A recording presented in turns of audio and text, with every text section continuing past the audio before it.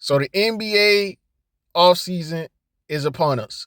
We've seen a lot of big moves, a lot of star players being traded. Lamelo Ball being one of those players, Giannis being the other.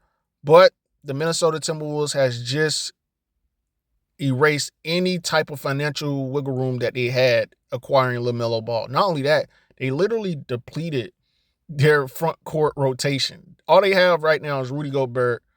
And you guys know Jaden McDaniels played the small forward / wing position for them. Now he has to move to forward. Now you're going to be asking him to guard all of Giannis Antetokounmpo, Jalen Duren, Walker Kessler, or Jaren Jackson Jr. You're going to be asking this 6', 190-pound guy to guard all of the big forwards in it. Come on, dog. And then you're going to ask him to guard the best. He's the one that guards the best wings on the other team. He can't guard the wings and the bigs. So on the open market, they don't have much to spend, almost $11. There's $11 million. They're still under the luxury tax. But the non-taxpayer mid-level exception that they had of $15 million, where they could have actually used that to get a serviceable big to pair alongside Reed as well as Rudy.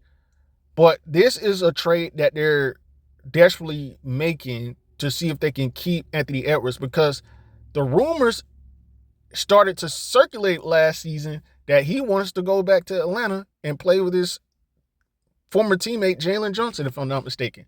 So once Minnesota start getting rumors of the possibility of him leaving, it kind of shifted them to make this idiotic decision, because there's no free agents this year. And you can't waste another year of Anthony Edwards' career, because the rumors are just going to get hotter. You don't know. He might ask for a trade, and they're probably using Lamelo Ball as their backup plan. If he does ask for a trade, they can trade him, get more assets back, and then build around Lamelo, and we'll see Lamelo doing Charlotte 2.0. Now, with that being said, the cap breakdown for these guys. No trade exception anymore. Only $11 million in wiggle room. They lost the tax exceptions that they had for the full non-taxpayer mid-level exception was like $15 million. They could have used that to get a forward or front court running mate for Rudy to replenish the production of Julius Randle. But then you would still have to say, you know what, on one side, that's good and all, but how is that going to help Anthony Edwards? Now you got a player we're going to see next season, and it's still a couple of weeks left. You got into July. All things aren't final, but Jackson Hayes will be a player out there on the open market for them to possibly add. But at this point in time, pretty sure Jackson Hayes could get a slight raise than the $4 million he's been making his entire career at this point. He should already be in the double digits. Mitchell Robinson was a player that I had them going after, but they acquired Lamelo Ball.